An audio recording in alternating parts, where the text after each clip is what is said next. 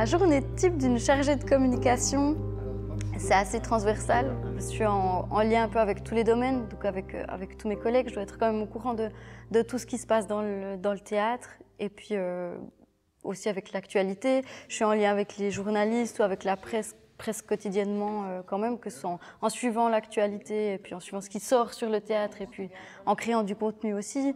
C'est être en lien avec nos graphistes, par exemple, être en lien avec l'imprimerie. C'est voilà, toutes ces petites choses qui rendent une journée très vivante et très dynamique.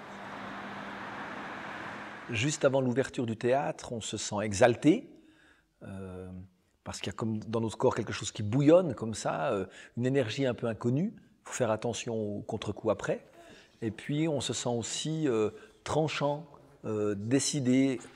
Puis là, comme si le travail, il n'y avait plus que le travail. Voilà, je le savais avant de commencer. Il y aurait un moment où il n'y aurait plus que le travail. Je connais ça en tant que metteur en scène, cette dernière ligne droite où il faut tout donner. Et puis, c'est des conditions qui m'obligent à être très tranchant, très décidé. Parce que je ne suis pas forcément dans la vie où j'aime plutôt le dialogue. Et donc, c'est confortable pour moi quand c'est la vie qui m'oblige finalement à endosser plus que jamais ma veste de directeur. On ne met rien de ce qui va de la régie à la salle, Michel. Nos techniciens, ils savent se repérer. On ne met rien, enfin, là, ils savent... En pleine effervescence, en fourmilière, avec 100 000 choses à régler. Donc, un côté très lourd, puis en même temps, il y a une... Enfin, c'est tellement excitant d'être au point d'arrivée de ces 40 ans de lutte et de ce théâtre dont on croyait qu'il n'allait jamais exister, qu'il y a un sentiment d'euphorie qui va avec.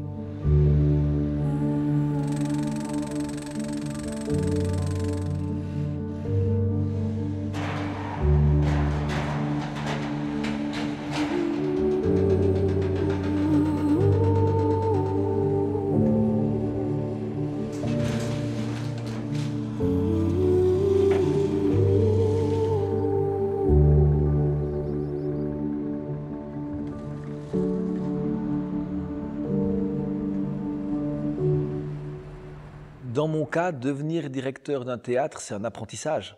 C'est un métier que j'ai jamais fait. J'ai peut-être un peu volontairement pris dans l'équipe uniquement des gens qui n'avaient jamais occupé un poste similaire, parce que j'avais envie qu'on invente notre chemin, qu'on ne soit pas dans des stéréotypes. Et bon, moi, j'apprends sur le tas. Alors, je ne cache pas qu'il y a 2-3 petites erreurs qui ont certainement été commises sur le long du chemin. Puis en même temps, 2-3 originalités que j'ai amenées en faisant un petit peu les choses différemment. Tranquille, très tranquille. Au niveau de la stratégie de communication, avant que le théâtre n'existe physiquement, il a déjà fallu rassurer que ce soit la population, convaincre les politiques en fait, d'accrocher au projet, ce qui a très bien marché, hein. On a été vraiment très bien soutenus.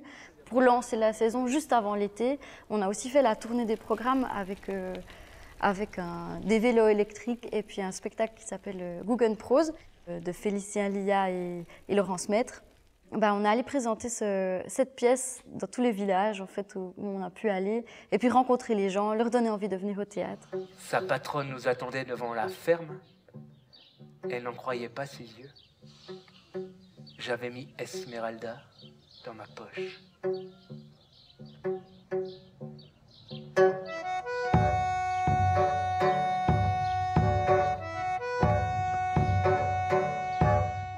L'équipe du Théâtre Jural s'est agrandie au fil des mois.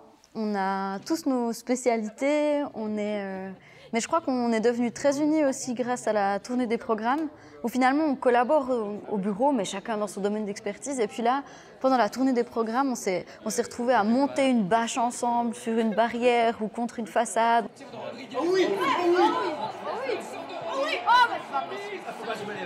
Ça nous a vraiment réunis, je pense, autour de quelque chose. Et puis, je pense qu'on est maintenant une équipe assez soudée, ouais.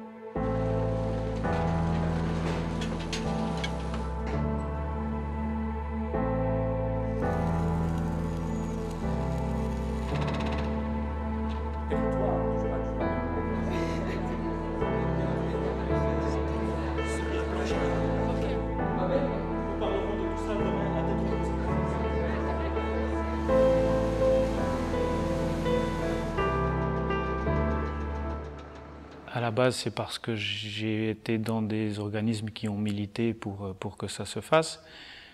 parce que j'ai connu des accueils de compagnie dans des conditions qui étaient loin d'être idéales, dans des salles polyvalentes.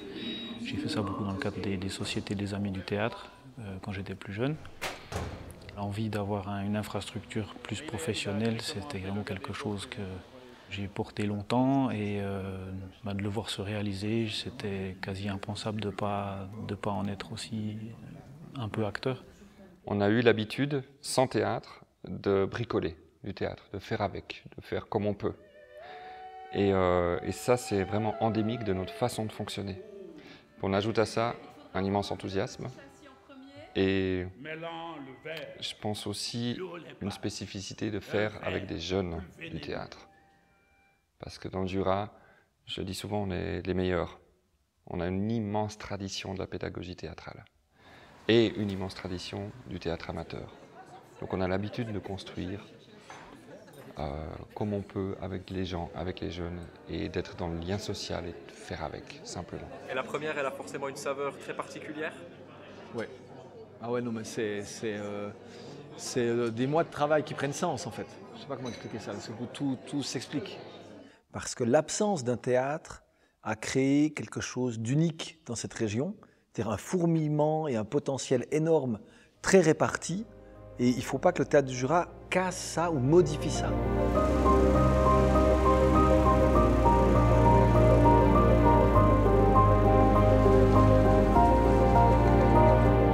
Allons poser la première pierre sur laquelle les générations futures feront reposer, je le disais, leurs émotions, leur culture, leurs souvenirs. Longue vie au Théâtre du Jura, longue vie à la culture jurassienne. Merci à toutes et à tous.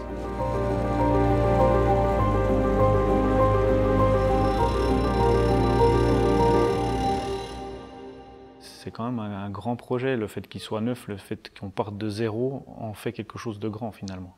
Que d'arriver dans un beaucoup plus grand théâtre, mais qui a déjà un roulement, qui a déjà fait ses expériences, qui est déjà en marche. Là, on est vraiment parti de rien et il faut tout inventer. Et ça, c'est en soi énorme. Alors, l'équipe technique, je la décrirais comme très débrouille. C'est tous des gens qui ont mené leur propre projet de leur côté, qui se sont souvent retrouvés seuls face à des situations complexes et qui tirent le bateau avec nous, quoi. Je pense qu'on arrivera à faire un lens shift pour le fond de scène, mais l'avant-scène, ça va être difficile. Il y a eu un jour où on a pu venir prendre possession de nos bureaux. Donc c'était un jour incroyable, on pouvait venir travailler pour la première fois dans le théâtre. Et ce même jour-là, on accueillait aussi, on mangeait avec la compagnie Extrapol qu'on accueillait pour la première fois, ils répétaient au Forum Saint-Georges, et donc on mangeait avec eux. Et j'étais déjà très ému de venir travailler pour la première fois dans ces meubles, mais je me suis rendu compte que j'étais encore bien plus ému par le fait de manger avec des artistes qui venaient ici pour créer avec nous.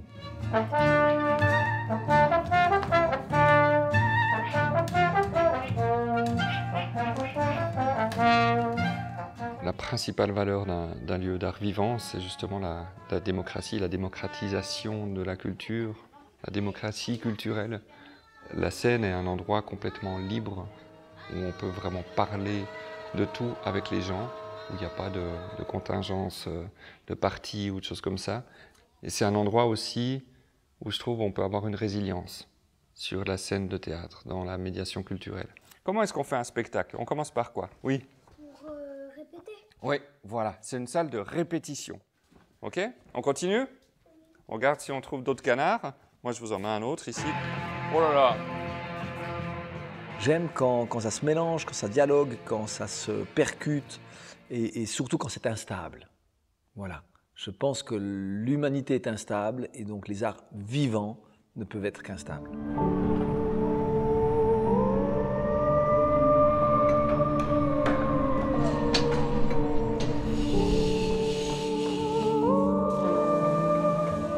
Je ne sais pas dans quelle mesure une troupe amateur a la possibilité de jouer une fois dans un vrai théâtre. Je pense, enfin, moi ça me fait rêver.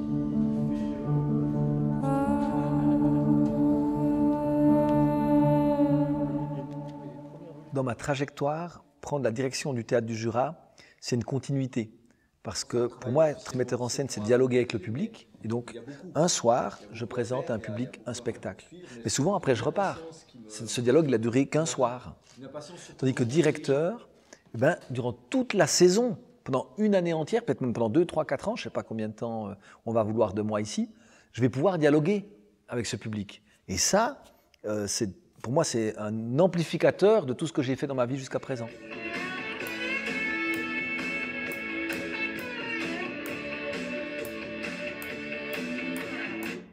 Bonjour, comme d'habitude, si vous avez reconnu ce générique, inscrivez le nom de la série dont il est issu en commentaire et on vous offre un petit cadeau. La vidéo de nouvelles de Robert, c'est souvent pas une lettre de nouvelles écrite, mais c'est plutôt une vidéo filmée un petit peu comme ça, en un seul plan séquence, où il nous raconte ce qu'il fait en nous parlant directement à la caméra. Et puis ça, c'est vraiment pour toucher les gens.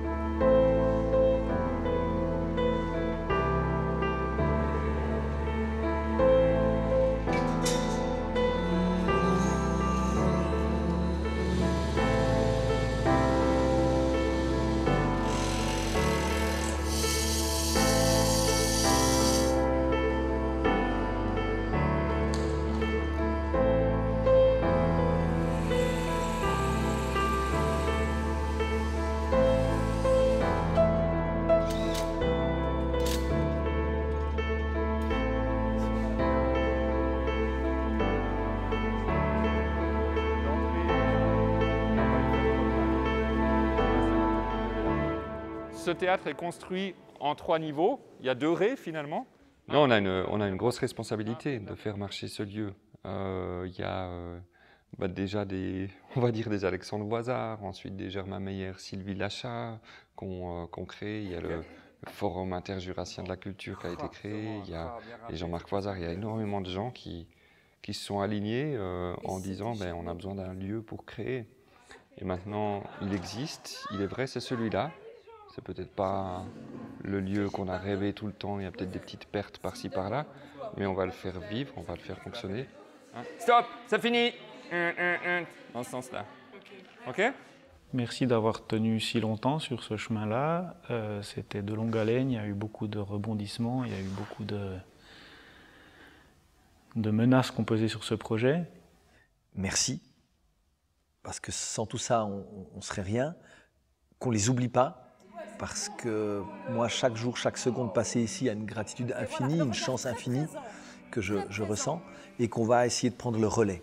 On le dit toujours que ça fait 40 ans qu'on attend ce théâtre, mais c'est aussi le résultat de toutes les personnes qui ont travaillé dans le domaine scolaire pour proposer des SAE théâtre, des cours facultatifs théâtre, la matu théâtre. Donc ça, c'est juste au niveau scolaire, mais qui ont aussi mis en place tout le secteur de médiation, avec notamment la Fondation Cours de Miracle.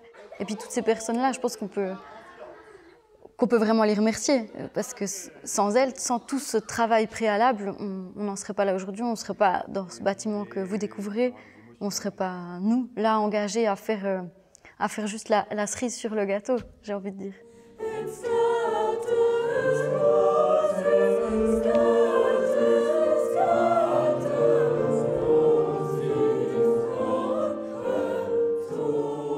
C'est le seul endroit où vous pouvez voir quelqu'un qui meurt, puis se dire « Ah, c'est comme ça que ça... » Et c'est pas grave. On peut tomber amoureux ou regarder des gens tomber amoureux très vite. Il y a une espèce de condensé de la vraie vie, une répétition de la vraie vie. Et je pense que ça fait de nous de meilleurs êtres humains. Parce que peut-être que des fois, il suffit juste d'une ou deux petites clés pour entrer dans une œuvre et de vivre une expérience géniale.